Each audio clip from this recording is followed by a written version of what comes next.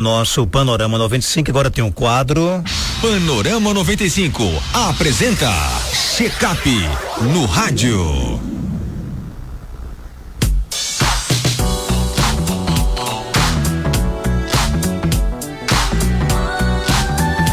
Olha, Checkup no rádio hoje com o médico veterinário Robson Gosto. Robson, seja bem-vindo aqui ao nosso Panorama 95. Bom dia. Bom dia, Marcos. Bom dia, Alexandre. Bom dia, ouvintes. Prazer estar aqui mais uma vez. Quem quiser perguntar para o Dr. Robson pode mandar mensagem para cá. O nosso WhatsApp 99205-3030. Já falamos sobre esse tema, mas como a gente está se aproximando aí das festividades de fim de ano, tivemos Natal recentemente, né? Os animais acabam hoje convivendo muito, faz parte da família, né? E hoje frequentam os mesmos espaços, dividem as mesmas mesas, né?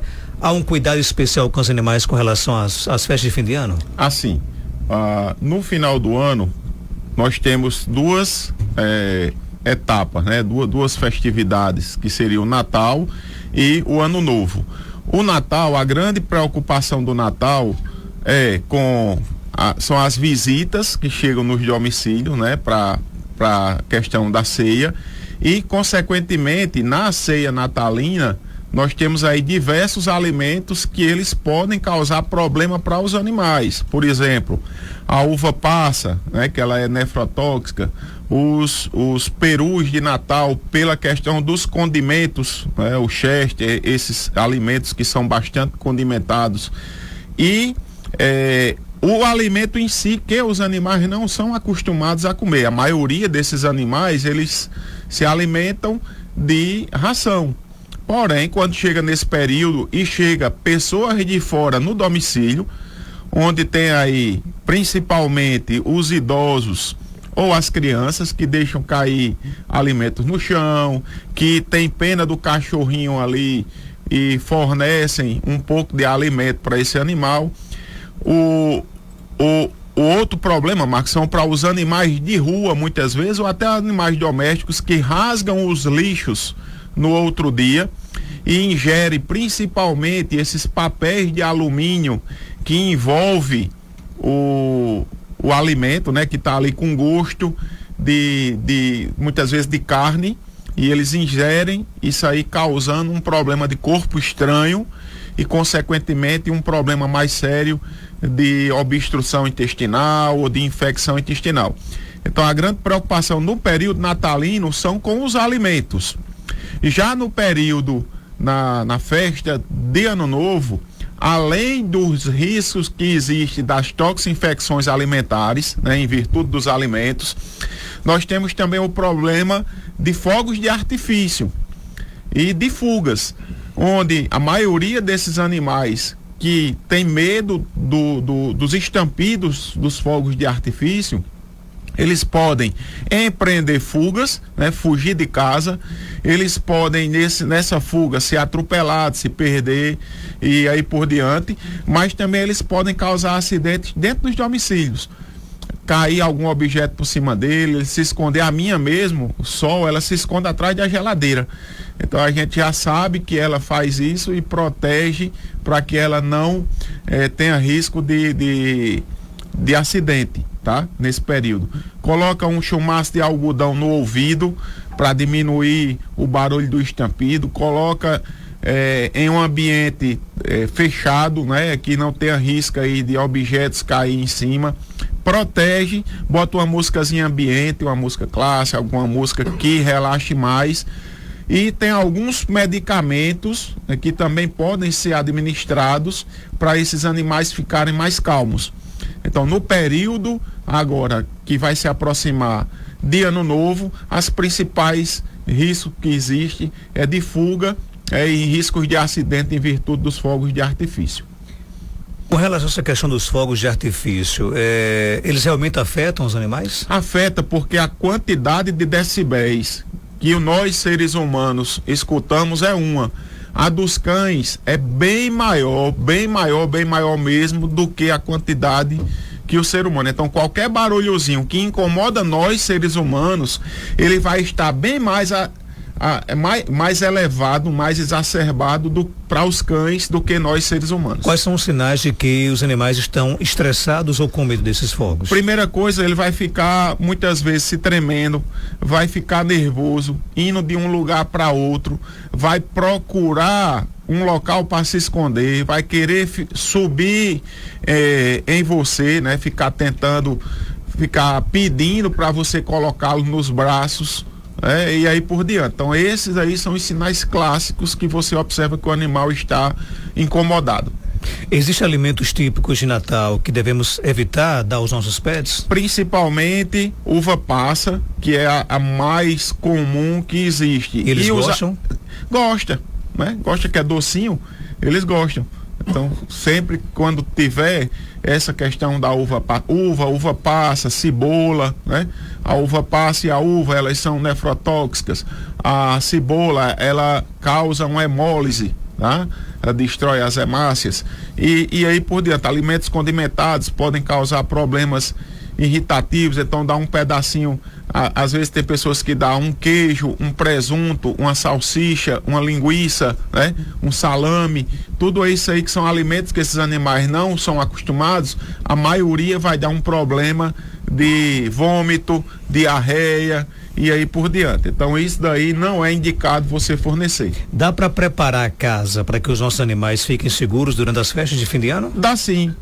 A casa, quando a gente entende a casa, você entende como um todo. Porém, o animal, por ser pequeno, Marcos, você pode preparar um ambiente, como por exemplo, um banheiro ou um quarto, e deixá-lo preparado, trancado, para evitar que o seu animal aí tenha um risco maior de acidente ou de fuga.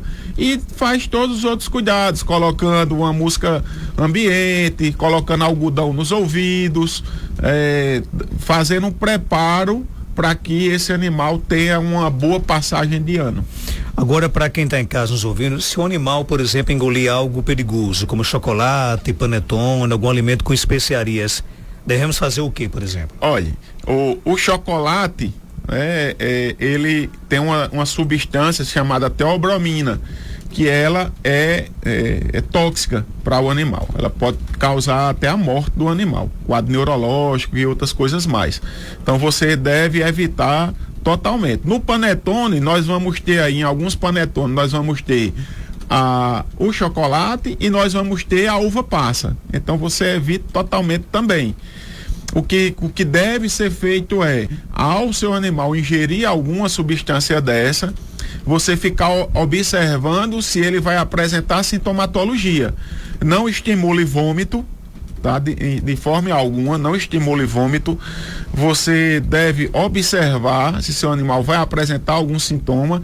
Caso ele manifeste algum sintoma, você procure urgentemente um médico veterinário, para que ele possa fazer aí a administração das medicações necessárias para ou inibir a toxicidade desses alimentos, né? Ou prevenir que tenha um risco maior para os órgãos onde essas substâncias poderiam atuar. Tem ouvinte aqui no nosso WhatsApp, 99205-3030. Vamos lá, bom dia. Bom dia, Dr. Robson. Eu queria fazer uma pergunta. Minha menina estava gripada, ela dorme com 2 gatos. Quando foi no outro dia, a gata amanheceu gripada. Me diga aqui, pegou dela essa gripe ou não? Eu queria saber. Eu tenho 4 gatas, os outros 2 já pegou também. Todos 3 estão com gripe. Eu queria saber de você o remédio indicado para gripe de gato. E Dr. Robson? Max, vamos lá. Quanto à questão dela, primeira pergunta dela diz que a filha dela estava gripada e no outro dia o gato amanheceu gripado. As doenças, elas têm o que nós chamamos de período de incubação. Então, para ser súbito desse jeito, provavelmente o gato não pegou da sua filha, tá? Ou já pode ter coincidido que o período de incubação da doença tenha despertado para os dois, né? Tenha aparecido para os dois, para a sua filha e para os gatos. Existem nos felinos o que nós chamamos de complexo respiratório felino. que é um quadro respiratório que apresenta nos gatos, tá? E que pode ter diversos agentes envolvidos. Posso citar aqui alguns, calicivirose pode dar esse quadro, várias doenças. Entre elas, tá? Existe clamídia, tá? Micoplasma, que são doenças. A clamídia, ela pode ser transmitida do ser humano para o animal ou também do animal para o ser humano. Então ela é uma zoonose. Agora, dizer qual o agente pode estar causando, infelizmente a gente não tem como dizer. Porque pode ser um quadro viral, pode ser um quadro bacteriano, pode ser um quadro fúngico, pode ser um quadro alérgico, que seja comum aos animais e comum ao ser humano. E como a última pergunta dela é qual a medicação usar. Como nós chamamos isso de complexo respiratório felino, então pode ter vários agentes envolvidos nesse quadro respiratório dos gatos. É necessário que se faça exames laboratoriais para você poder diagnosticar, diferenciar e medicar de forma adequada. Mas hidratar esse animal, fazer a nebulização com soro fisiológico por 20, 30 minutos ajuda bastante, mas deve procurar um profissional médico veterinário para ele diagnosticar e tratar de forma adequada. Tem mais perguntas? Bom dia. Bom dia, Marcos Dantas. As pessoas agora estão jogando os cachorros, soltando os cachorros com cachorrinhos nessa estrada que vem da Nova Turquia para o centro, ali na passagem do rio. Não tem uma gota d'água, eles estão lá todos abandonados. Tem mais de 8 cachorros, entre cachorros grandes e pequenos. É uma tristeza, viu? Quem faz uma coisa dessa com os animais. Jogar ali sabendo que não tem alimento nem água para eles. Isso é crime, né, doutor Marcos? Abandonar animal é crime, tá? Passivo pela lei sanção. Além de ser um crime contra os animais, é um crime também contra a população em geral. Isso aí deve ser recriminado, deve ser punido, deve ser denunciado. E infelizmente só quem sofre são os animais. Quando eu sempre digo aqui, né? O animal na rua, ele está lá não porque ele quer, alguém colocou ele lá. Então isso daí deve ser recriminado e deve ser punido com a lei. Os animais de estimação devem ser incluídos nas festividades de fim de ano com parte da celebração ou não? Ou seria melhor deixar no canto deles? Marcos, hoje ele é um ente familiar. A maioria dos cães e dos gatos, eles hoje são tratados dentro dos domicílios como um ente familiar. E como a festa de fim de ano é uma festa familiar, maioria delas, e se está dentro do domicílio, se não tem risco de fuga, se não tem risco de acidente, nada melhor do que ele participar aí das festividades de fim de ano. Não vejo problema. Tem pergunta aqui no nosso WhatsApp 992053030. Ouvinte quer saber o seguinte: doutor Robson, estou adotando um cachorrinho de 3 meses, o que é que devo fazer com relação às vacinas? Primeira coisa, meus parabéns por você estar adotando um animal.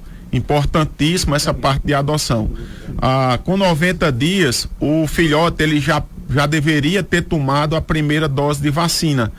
Então, na verdade, ele já era para estar terminando praticamente, Marcos, já o esquema vacinal.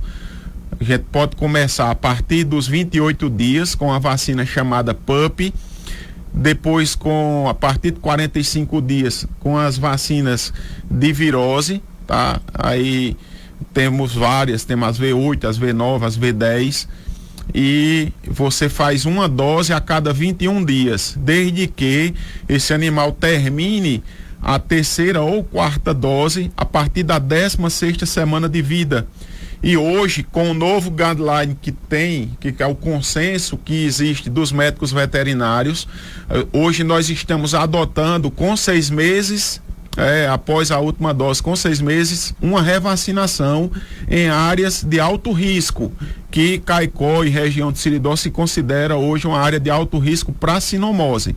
E depois fica sendo uma dose uma vez por ano, tá? Então, você faz agora que você está com 90 dias, faz uma dose de vacina. A cada 21 dias você faz mais 3 doses de vacina. O protocolo agora a gente está usando, ao invés de 3, nós estamos usando 4 doses de vacina e com 6 meses mais uma dose de vacina, para depois ficar sendo uma vacinação uma vez por ano, já que a nossa região é uma área extremamente com risco de transmissão para a sinomose. Então, é esse hoje o protocolo que nós adotamos na clínica. Tem mais perguntas? Bom dia. Bom dia, doutor. A minha Belinha, sabe o que ela faz? Quando ela vê esses fogos, corre para debaixo da cama, então se pendurar em mim, então quando meu rapaz está lá no quarto dele, ela vai em cima da cama dele, né? Então se esconde. Ele fica chamando, chega menina, o que foi que aconteceu? E ela corre. Não tem quem ache ela debaixo da cama, viu? Tem medo demais. Aí, doutor, a semana dessa pra cá, ela tá remelando os olhos. Acho que não é nada demais não, né? Os olhos é bem limpinho, mas amanhã o dia cheio de uma remela que não tinha. Eu limpo, pronto. Não sai mais não. Será que é o estresse? Não, Marcos, essa questão do estresse que ela fala inicialmente, né, como nós falamos, o animal ele tem medo dos fogos de artifício e procura meio de de subir na pessoa, de procurar um esconderijo na cama e aí por diante. Agora, essa questão de estar remelando os olhos, existe, Marcos, uma doença hoje que nós acabamos de falar, que é a sinomose, que um dos sintomas da sinomose é o animal ficar remelando bastante os olhos, que é quando a sinomose está na forma ocular, tá? Então, tem de procurar um médico veterinário para examinar esse animal e ver se essa remela tem alguma alguma sintomatologia, se essa sintomatologia é compatível ou não com um quadro de sinomose através de exames laboratoriais. Tem mais perguntas no nosso WhatsApp. Bom dia. Bom dia, Marcos Dantas. Feliz Natal para você e sua família. Marcos Dantas, e Dr. Robson, eu havia adotado um cachorrinho que já está perto de fazer 1 ano. Uma vez já liguei para o senhor. Só que eu inventei de criar uma cachorrinha, aí a bichinha agora está com 3 meses. E o cachorrinho já está atrás de pegar ela. A possibilidade dele pegar, me explica aí, por favor. Tô doidinha com isso. Assim, a primeira coisa, parabéns por ter adotado 2 animais, né? Ela adotou um e já com 1 ano agora adotou outro. Existe a possibilidade sim dele cruzar com ela, sendo que vai ser provavelmente de não consenso, então vai ser um estupro, tá? Porque ela não tem idade ainda para estar no cio. 3 meses de idade, Marcos, por mais precoce que ela seja, ela não vai estar no cio. Então, existe a possibilidade dele cruzar com ela, mas a possibilidade dela emprenhar não vai ter. A cadela, ela entra no cio geralmente a partir dos 6 meses de idade, dependendo da raça. Em média, a cadela, ela entra no cio por volta dos 8 meses de idade, tá? Tem cadelas mais precoces que entram com 6 meses. Tem cadelas mais tardias que entram com 1 ano, 1 ano e 2 meses. Mas a média é entre 8 meses e 1 ano de idade.